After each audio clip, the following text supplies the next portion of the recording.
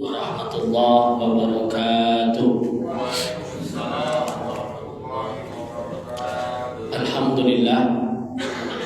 Alhamdulillah liwahidil atiyah, wassalatu wassalamu ala khairil bariyah wa ala alihi wa sahbihi zawil nufuziz zakiyah. Asyhadu an la ilaha illallah wahdahu la syarika lah wa asyhadu anna Muhammadan abduhu wa rasuluhu la nabiyya ba'dah. Subhanaka la ilma lana illa ma 'allamtana innaka antal alimul hakim. Rabbi ishrah li sadri wa yassir li amri wa hlul 'uqdatam min lisani yafqahu qawli. Yang saya muliakan para orang tua kami, RT RW, pengurus masjid beserta jamaah semua yang hadir pada kajian kita, kalau tidak salah ini pertemuan keempat dalam masalah yang berkaitan dengan fikih ibadah. Alhamdulillah, kita bersyukur kepada Allah Subhanahu wa taala kita dipertemukan kembali di pengajian ini. Memang agak berat suara saya Bapak Ibu. Dari pagi tadi menikahkan orang, ada pula khutbah, sore tadi ada lagi wirid sampai malamnya.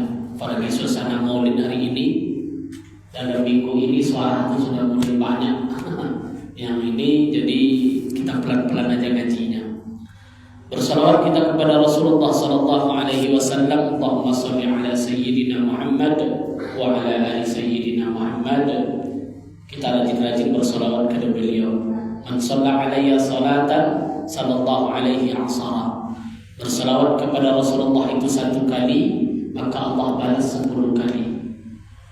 Kemudian wa anha asara sayyi'an, akan Allah hapus 10 kesalahan. Kemudian wa rafa'an wa asyara darajat, akan Allah angkat 10 derajat. Apalagi momen-momen bulan Maulud hari ini makin mendekatkan diri kita untuk selalu mencintai Rasulullah sallallahu alaihi wasallam. Banyak ya salawat-salawat para ulama dulu selalu mengamalkan salawat-salawat yang diajarkan. Kalau di pondok ada namanya salawat Fatih, membuka supaya dalam ngaji itu terbuka pintu hati kita. Ada lagi namanya salawat Tibil Qulub, salawat Nariyah, ada salawat Jibril, dan ada salawat yang diajar-ajarkan oleh para ulama yang hari ini justru banyak menimbulkan polemik ya, karena sudah banyak yang membid'ahkan atau yang mengharamkan. Kita lihat saja Imam Syarafuddin Al-Busiri, seorang ulama Mesir. Itu kisahnya sangat epik ketika dia menulis syair tentang salawat kepada Rasulullah, sampai beliau bermimpi dengan Rasulullah. Andai salawat yang dibuat wirid-wirid oleh ulama itu tidak dibolehkan, tapi justru Imam Al-Busiri dia mimpi ketemu Rasulullah. Dia tulis. Padahal beliau dalam keadaan sakit parah, sampai-sampai badannya lumpuh. Muridnya ribuan, itu di Mesir itu. Bisa cek di Google itu Syekh Syarafuddin Al-Busiri. Tapi lebih terkenal dengan nama Imam Al-Busiri. Jadi ketika beliau lumpuh sehingga nulis syair tadi sudah hampir rampung, beliau bertemu dengan Rasulullah dalam mimpinya. Ketika ditanya oleh murid-muridnya, karena muridnya banyak yang menyaksikan. Ketika Rasulullah datang, kata Imam Al-Busiri, saya tertidur. Beliau datang dalam mimpinya. Rasulullah memanggil, "Hai Al-Busiri," kata Rasulullah, sambil membawa jubah. Dibawa oleh Rasulullah jubah. Ketika jubah tadi dipakaikan kepada Imam Al-Busiri, beliau terbangun. Itulah yang dia ceritakan kepada muridnya. Dan cerita itu dari murid-muridnya sampai ke kita hari ini. Apa yang terjadi? Ketika Rasulullah memakaikan jubah, dia terbangun, langsung dia berdiri, Pak. Langsung dia berdiri. Sehat total. Tidak ada sakit lagi. Menengok itu tentu murid-muridnya heran. Kenapa guru kita ini, imam kita dulu kan sakit parah, bahkan badannya lumpuh, Maka sang imam tadi bercerita, wahai muridku, itulah Rasulullah datang membawa jubah kepada saya. Kemudian saya menulis syair, yang syair itu dibuatlah namanya Qasidah Burdah. Qasidah itu maknanya syair salawat, burdah itu maknanya jubah. Jadi Qasidah Burdah itu kenapa dinamakan salawat jubah, syair tentang jubah Rasulullah? Karena Imam Al-Busiri bermimpi Rasul datang. Dan salawat itu yang kita baca sampai hari ini, ya. Maulaya salli wa sallim daiman abada ala nabiyil mustafa khairul khalqi kullihim.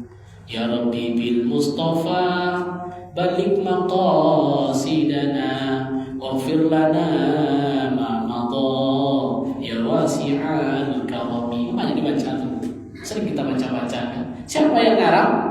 Syekh Syarafuddin Al-Busiri. Kenapa dinamakan Qasidah Burdah? Itulah mimpinya tadi. Jadi salawat, mau salawat nariyah, salawat badan, salawat tibbil qulub, tidak ada yang menyimpang.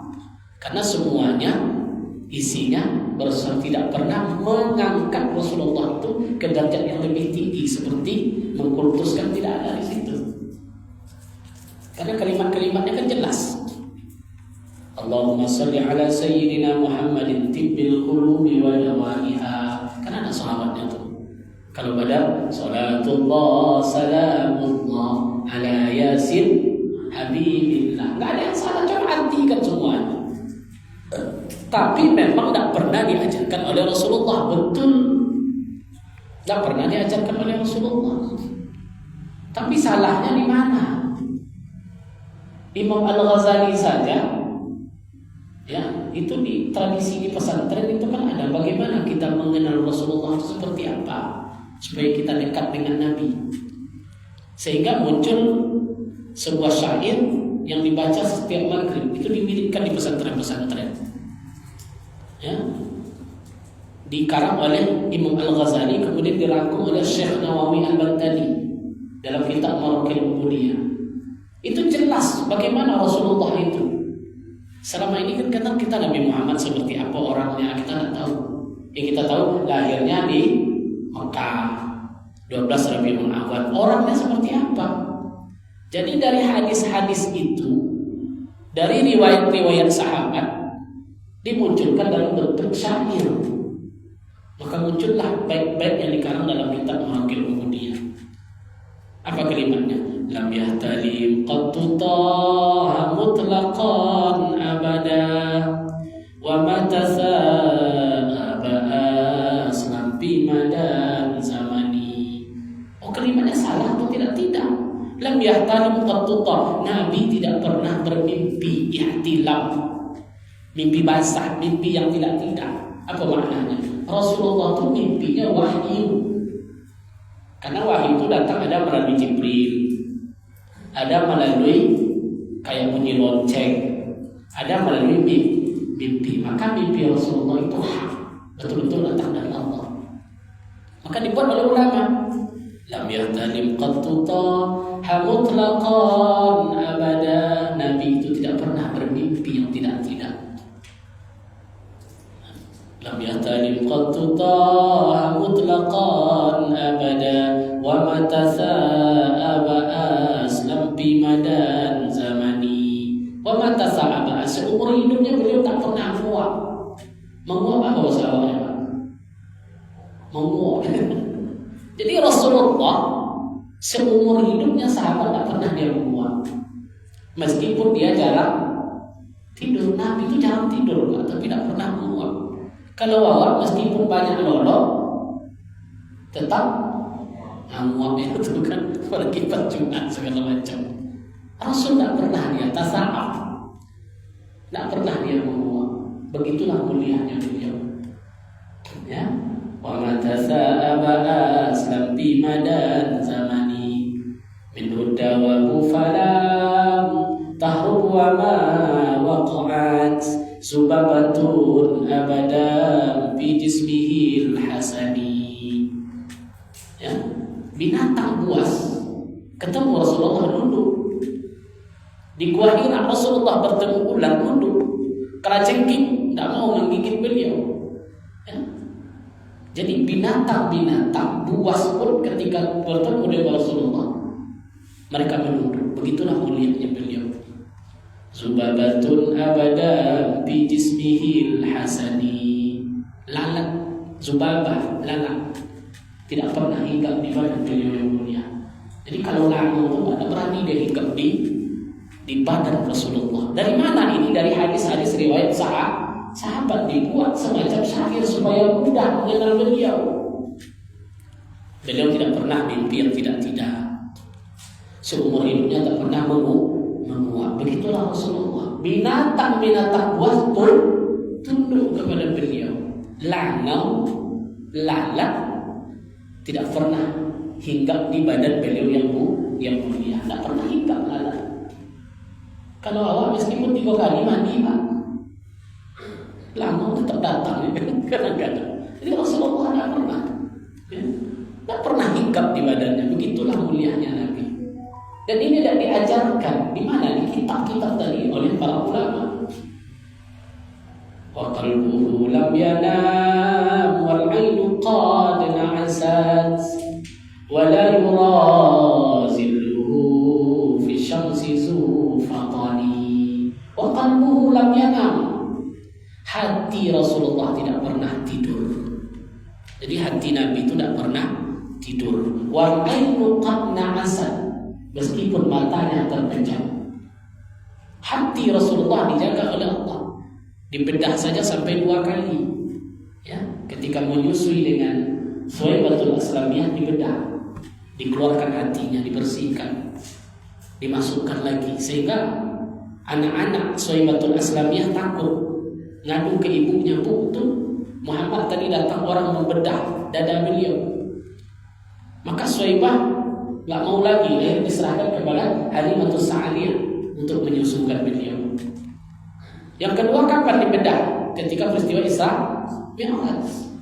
Di Hijr Ismail menjelang naik menghadap Allah, dibedah lagi. Dan itu memang dibedah betul-betul. Para ulama mengatakan, bahkan siapa yang dekat dengan Nabi itu, yang selalu menolong Nabi, Anas bin Malik, menengok bekas di dada beliau ini semacam bekas bedah. Oleh malaikat dikeluarkan, hatinya dibersihkan. Makanya ada kalimat alam nashrah laka sadrak. Ini darjat ini luar biasa nih Pak. Alam nashrah laka sadrak. Hai Muhammad, alam nashrah laka sadrak. Dilapangkan dada. Karena orang yang hari ini banyak dadanya sempit. Jadi banyak sholawat, banyak kita rindu kepada Rasulullah. Salah satu untuk melapangkan dada kita, sholawat tadi. Maka wa qalbuhu lam yanam wal 'ainu qad na'asa. Hati Rasulullah itu tidak pernah tidur meskipun matanya terbejam. Kalau apa? Meskipun mata terbuka, hati kadang-kadang tidur ya. Aku kaji Ustaz tadi mak kata di rumah entah. Padahal udah ngaji kadang-kadang tidak masuk. Jadi bagaimana hati ini supaya selalu hidup zikir kepada Allah? Banyak zikir, banyak sholawat. Wala yurazilluhu fi syamsi zufatani. Seumur hidup bayang-bayang Rasulullah tidak pernah kelihatan. Walaupun diterik sinar matahari. Itu para ulama mengatakan. Dari mana ini? Dari hadis-hadis, dari kesaksian sahabat. Wala yurazilluhu fi syamsi zufatani. Tidak pernah kelihatan bayang-bayang beliau meskipun di bawah terik matahari. Jadi Rasulullah tidak ada bayang-bayangnya Bapak Ibu. Begitulah mulianya. Kok bisa seperti itu? Sebagian ulama kan diikuti oleh awam katanya. Tidak.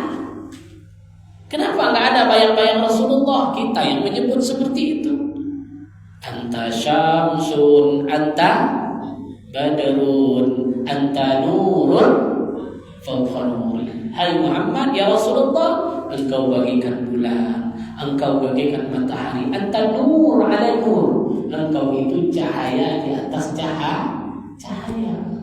Kalau sumber cahaya matahari cahaya ketemu dengan sumber cahaya, tentu bayang-bayangnya tidak ada. Makanya kenapa Nabi Muhammad disebut dengan nur ala nur? Karena dia abal arwah, bapak segala ruhani. Ruh yang tertanam di dalam diri kita, siapa bapaknya? Muhammad. Maka muncul ilmu nur Muhammad. Bapak jasad kita siapa? Adam. Adam disebut dengan abal bashar, bapak jasad. Kan jiwa ini kan ada dua, ada jasmani, ada rohani. Jasmani Adam, rohani Nabi Muhammad sallallahu alaihi wasallam. Lebih mana dulu jasad daripada rohani? Rohani sudah ada di lauh, sudah ada. Karena ruh itu tiupan, ditiup oleh Allah. Ruh tidak diciptakan, tidak ada kalimat dalam Al-Quran Allah ciptakan ruh. Tapi bahasanya apa? Wa nufikhar ruh, Allah tiupkan ruh. Jadi ruh itu lembut masuk ke jasad hidup. Dan ruh itu mutlak milik Allah, titipan Bapak Ibu. Jadi kalau kita berpikir ruh itu titipan, tidak akan sombong kita lagi. Apalagi jasad. Jasad itu sangkar. Ketika titipan itu diambil, dia ditanam lagi balik kepada asalnya. Dari mana asal jasad tadi Pak? Tanah. Karena Adam dari tanah. Inilah sekelumit dulu kita menengok bagaimana Rasulullah Sallallahu Alaihi Wasallam. Kembali ke laptop balik. Sampai mana kaji Bapak? Rukun wudu. Rukun wudu. Arkanul wudu. Rukun wudu. Rukun itu ada 6. Yang pertama kemarin niat. Di mana letak niat? Di hati. Kapan kita berniat? Ketika air sampai di muka. Itu harus diingat tuh Pak. Yang pertama niat. Di mana letak niat? Di hati. Terus Ustaz, kalimat nawaitul wudu'a li raf'il hadath bukan niat. Itu namanya lafaz niat. Tidak dibaca apa-apa Pak. Kalau hafal kita nawaitul wudu'a li raf'il hadatsil asghari ada lillahi. Tak, bismillah saja cukup. Cuma para ulama mengatakan kenapa lafaz niat itu disunnahkan untuk menggiring hati. Yang kalimatnya apa? Sengaja aku ngambil wudu karena Allah Ta'ala, untuk menghilangkan hadas kecil karena Allah Ta'ala. Boleh banyak niatnya kemana? Li istihbahatis sholat, untuk sholat boleh, untuk ibadah boleh, untuk menghilangkan hadas kecil boleh, li tathhir, untuk bersuci boleh. Kalau ibu selama ini niat wudhunya seperti apa? Dalam hatinya kayak mana bunyinya Bu? Sengaja aku apa-apa selama ini niatnya kayak apa? Sengaja aku ya bismillah. Maksud kalimat hatinya seperti apa? Tidak ada. Bismillah saja langsung gitu. Niat kan hukumnya wajib. Jadi ilmu tentang niat ini wajib. Qasdus syai' muqtarinan bi fi'lihi. Itulah definisinya. Menyengaja sesuatu beriringan dengan perbuatan. Itu definisinya dalam mazhab Syafi'i. Kapan dijatuhkan niat menurut mazhab Syafi'i? Muqtarinan, beriringan. Maknanya ketika wudu, kapan jatuh niat? Ketika air sampai di muka. Itu kaji kita kemarin. Kapan niat sholat? Antara alif dengan ra, Allahu Akbar. Kemana bunyi niat? Harus ada qasam. Niat harus ada 3. Qasam, ta'rad, ta'yin. Makanya ulama mengajarkan qasam itu apa? Sengaja.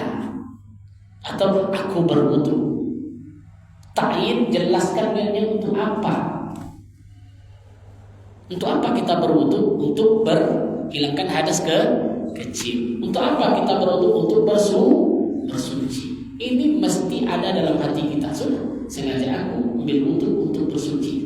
Selesai. Itulah lintasan hati kita bunyinya seperti itu. Karena hadisnya innamal amalu binniyat, maka niatnya rukun. Kalau tidak ada niat, tidak sah ibadah kita. Kan salat maghrib tadi, apa niat ibu salat maghrib tadi?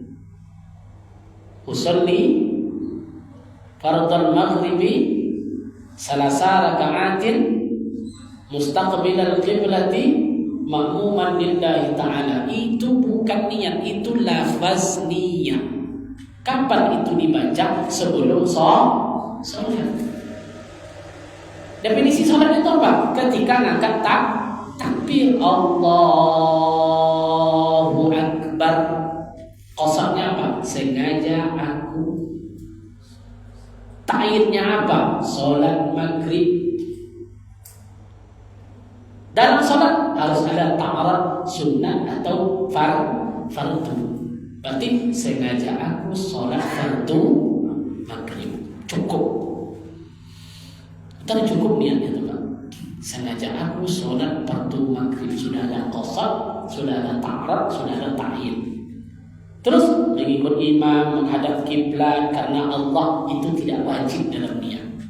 Itu hanya penyempurna dalam niat. Paham ya Bu? Paham masalahnya. Ini fikih harus diulang-ulang gitu. Paham ya? Kapan jatuhnya dalam mazhab Syafi'i antara alif dengan roh Allah? Makanya orang pada umumnya mazhab Syafi'i di takbir itu dia memang betul-betul dipasang di situ, Pak. Allahu Akbar. Karena di dalam itu kita meniatkan sholat kepada Allah. Apa bunyinya? Sengaja aku sholat fardu maghrib 3 rakaat mengikut imam karena Allah Ta'ala. Begitu. Kalau enggak sah nanti. Tidak sah nanti. Kalau tidak sahnya sholatnya. Nah, jadi harus betul-betul dibaca itu tadi. Paham Bapak Ibu? Nah, ngerotinya keluar sekampung. Paham tak? Nah, karena fikih itu kan maksudnya paham. Nah, jadi begitu juga niat mandi wajib. Begitu juga niat puasa. Seluruhnya mesti dengan niat. Kalau nggak ada niat, nggak ada makna ibadah tadi, percuma. Oh Ustaz, kalau selama ini saya lebih duluan niatnya umpamanya kan, sah nggak sholatnya tuh? Mungkin mazhab lain. Karena di beberapa mazhab lain kan boleh saja kan, niat dulu baru perbuatan. Tapi khusus dalam mazhab Syafi'i itu niat itu beriringan dengan perbuatan. Nah itu rukun yang pertama. Rukun yang kedua kemarin membasuh muka, wajhun, taulan, lintang muka itu seperti apa? Panjang muka di antara bekas rambut sampai ujung dagu. Dari mana tumbuh rambut kita ini? Batasnya dari situ. Jadi harus basah semuanya sampai ujung dagu. Jadi tidak bisa sembarangan. Ghaliban, apa makna ghaliban di sini? Tempat tumbuh rambut pada kebiasaan. Di mana biasa tumbuh rambut Pak? Di sini kan? Tuh kalau orang tumbuh rambut di sini wajib basahin dah. Jangan salah paham pula nanti di ustaz salah kan sini. Kata dari bekas tumbuh rambut. Ulama dibuatnya di sini ghaliban. Kebiasaan tumbuh rambut di mana Pak? Di atas ke kening. Jadi ini semuanya wajib basah. Enggak boleh satu guna basah. Hatta lih sampai ujung dagu, ujung dagu. Kalau jenggot jambang semuanya padat, Pak ya, airnya harus masuk ke dalam. Makanya menyelah jenggot, memasukkan air ke dalam itu sunnahnya supaya basah. Harus basah dia. Wa ardan ma bainal uzunain. Lintangnya antara dua puting telinga. Mana puting telinga? Itu. Dia wajib basah ke sini, wajib ujung rambut sampai dagu. Itu wajib basah semuanya. Wajib ghuslu sya'ril wajhi, wajib seluruh yang ada di depan itu semuanya wajib basah. Wal pamil, termasuk mana bata, apa-apa yang tumbuh. Apa-apa yang tumbuh, berambut, apa semuanya wajib basah. Wa khamratus syafatain, apa itu khamratus syafatain? Bibir luar. Berarti ngambil wudhu itu kan kayak biasa aja. Biarkan saja muka tuh kayak biasa. Kalau ada ibu-ibu umpamanya pakai lipstick ya, kan merah. Wudhu ibu tuh, tidak sah. Kenapa? Bibir luar tidak basah. Karena kalau panas dia pakai yang kan, dia wudhu juga tidak sah wudhu. Karena nggak basah di luar. Nah, jadi khamratus syafatain itu masuk itu. Nah, dan seluruh wajibun alis tebal umpamanya wajib masuk. Maka jangan buat alis buatan. Ada yang buat alis buatan tuh. Alis itu bertempel kan. Akhirnya yang ditempel alis itu tidak masuk air, tidak sah untuknya. Atau orang-orang dulu buat Thailand, Rano Karno dulu ada musim itu ya. Di sini ya ada dulu ya. Tato itu dibuat Thailand. Nah, meskipun sebesar itu kalau tidak basah tidak sah untuk. Jadi harus betul-betul dijaga. Yang ketiga, ghuslul yadain, membasuh dua tangan. Min kaffaihi wa zira'ihi bi kulli marfin. Setiap tangan tadi basah sampai dua mata siku di sini. Wajibu ghuslu jami'u fi mahalil fardhi min sya'rin wa zafrin wa intalla. Wajib semuanya basah termasuk seluruh kuku-kuku yang ada di bawah kuku. Jadi kalau ada kukunya hitam, itu bisa-bisa tidak sah untuknya Pak. Meskipun kukunya panjang, kuku tadi juga wajib basah. Jadi semua yang ada di tangan tadi semuanya wajib basah. Tidak ada satupun. Walaupun kukunya panjang dan kuku itu sendiri wajib basah. Nah, di sinilah nanti kena orang yang pakai kutek yang kita kaji itu. Dia pakai kutek. Kan banyak tuh anak gadis-gadis kita hari ini, Pak. Saya pun heran itu nengoknya. Bekerja dia di bank umpamanya, bekerja di mall, di departemen store, di karyawan. Tengok kukunya, warna-warni. Iya enggak, Bu? Dikasih cat. Padahal kuku termasuk rukun wudhu, dia harus basah. Kalau dicat masuk air, kan kadang itulah saya sering lihat itu, ya. Apalagi kadang mau nikah itu, kami kan setiap nikah itu dipanggil, saya tengok kukunya, ya Allah. Pas acara ijab kabul tengok kukunya, udah warna-warni. Nggak cantik tuh ada yang warna-warni, maknya pun ikut pulang. Maknya pun ikut pulang warna-warni. Wah, ya Allah, tuh gimana nanti sholat zuhurnya, sholat asarnya? Nggak masuk air, di kuku nggak masuk air, nggak sah wudhu. Jadi nggak bisa kita main-main, ini soal pokok. Ya, padahal kita tengok di mall, pekerja-pekerja itu kan kuku dicat tapi sholat rajin. Jadi harus ada pencerahan juga. Sia-sia nanti sholat kita nggak sah, ibadah nggak sah. Kenapa? Wudhu nggak sah. Kenapa? Kuku termasuk rukun wudhu yang dibasuh. Kalau dia dicat nggak masuk air, ketika dia tidak basah berarti wudhu tidak sah. Kalau nggak sah wudhu, nggak sah sholat. Mau seperti itu kita terus menerus ya? Berarti udah capek-capek ibadah, nggak ada satupun yang diterima oleh Allah Subhanahu Wa Taala. Nah, disebut di sini kuku wa zafrun wa intalla. Kuku termasuk yang dibasuh dalam wudhu karena dia bagian dari tangan. Nah, di situ. Nah, itu yang ketiga. Warabi'uha, yang keempat. Mashu ba'dir ra'si, menyapu kepala. Nah, maka bahasanya menyapu, bukan dibasahkan. Menyapu. Dia tidak basah. Menyapu kepala kan naz'ah wal bayad allazi wara'al usul, seperti halnya naz'ah kulit rambut ya yang di atas kening tadi. Jadi bahasanya bukan rambut tapi kepala. Kalau rambut nanti marah orang botak, ada rambutnya tapi tetap diusap. Tetap diusap. Begitu. Wa qala al-ulama al-Baghawi, sebagian ulama mengatakan yanbaghi an la yujzi'a aqalla qadrin nasiyah. Seharusnya tidak hanya mencukupkan hanya sedikit saja, tapi setidaknya sampaikan sampai ukuran ubun. Di mana ubun-ubun, Pak? Setidaknya sampai ke ubun-ubun diusap kepala. Kadang-kadang ada ditengok, kadang-kadang orang untuk nggak di ubun-ubun di kening aja gini kan. Jadi kita memang betul-betul untuk ini perhatikan. Jadi betul-betul ya. Bahkan nasihat di sini sampaikan ke ubun usapnya. Wahia ma baina an-naz'atain, di bagian atas kening. Ubun itu di atas kening sedikit. Li'annahu sallallahu alaihi wasallam, karena Rasulullah sallallahu alaihi wasallam lam yansah aqalla minha, tidak pernah sahabat menengok ketika dia mengusap kepala tidak sampai kepada ubun.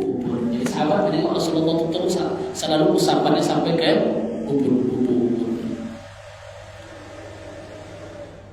Wahia riwayatan an Hanifah rahimallahu ta'ala, bahkan menurut mazhab Abu Hanifah, ini mazhab Hanafi, wujubu mashir ruba'. Kalau menurut mazhab Hanafi itu wajib disapu seperempat kepala. Makanya kalau mazhab Syafi'i wudhunya kan gini, seperempat sekurang-kurang. Tapi kalau mazhab Hanafi tadi cukup sedikit, agak sampai ke ubun. Begitu. Itu cara musabnya. Wa khamis, yang kelima, rukun wudu, ghuslu rijlain, membasuh dua kaki, di kulli ka'bin min kulli rijlin, sampai dua mata kaki, karena ayat mengatakan wajib, karena yang disampaikan oleh ayat Al-Quran, wamsahu bi ru'usikum wa arjulakum ilal ka'bain. Basuhan kamu tadi sampaikan kepada kedua mata kaki. Wa yajibu ghuslu batinin thabbin rasaqin, seluruh kaki tadi wajib dibasuh, retak-retakannya. Jadi kaki retak itu tidak dari dulu, retak-retaknya juga harus dibasuh. Maknanya apa? Kehatian-hatian kita dalam membasuh kaki. Termasuk kalau ada lubang atau sobekan-sobekan pada kaki, dibersihkan. Maka Islam itu bersih. Jadi kalau kita mandi brus kaki itu tidak apa-apa, dibersihkan ya kaki tadi, termasuk kuku-kukunya. Kan kelihatan tuh Islam itu bersih, Pak. Nah, hanya sekedar mandi dan selesai, kaki dibersihkan. Karena menyangkut persoalan wudhu yang kita laksanakan. Lau dakhalat syaukatin fi rijlihi wa zahara ba'daha wajaba qarnuha ghusl malhaliha. Jika kaki tertusuk oleh duri, ada duri masuk, ya, fi wa zahara ba'daha, tapi duri tadi muncul sedikit, wajaba qarnuha, wajib dicabut, karena disangkal air nanti. Wa ghusl mahliha, dan itu juga termasuk basuhan. Li'annahu shara bi hukmiz zahir, karena duri yang nampak itu termasuk dalam hukum zahir, kecuali jarum yang sudah masuk dan nampak. Kan ada tuh benanah dia, Pak, ya. Nah, itu enggak masuk zahir. Tapi kalau ada muncul keluar, itu masuk zahir, dia wajib dibasuh. Nah, di sini diterangkan seperti itu. Nah, inilah hal-hal yang menyangkut tentang rukun wudu, termasuk membasuh kaki. Udah berapa tuh? Udah 5. Rukun wudu berapa? 6. Wasadisuha, yang ke-6 tertib. Apa makna tertib itu, Pak? Yang dahulu didahulukan, yang kemudian dikemudiankan. Jadi tertib itu mesti tertib. Kama zukira min taqdim, sebagaimana disebutkan dulu kan basuh wajah, fal yadain, habis itu dua tangan, farraqsin, habis itu mengusap kepala, farrajulain, habis itu baru membasuh kaki, karena ittiba Rasulullah sallallahu alaihi wasallam. Itu hal-hal yang berkaitan dengan wudu wajib tertib. Ada pertanyaan, Pak? Ya, silakan. Ustaz.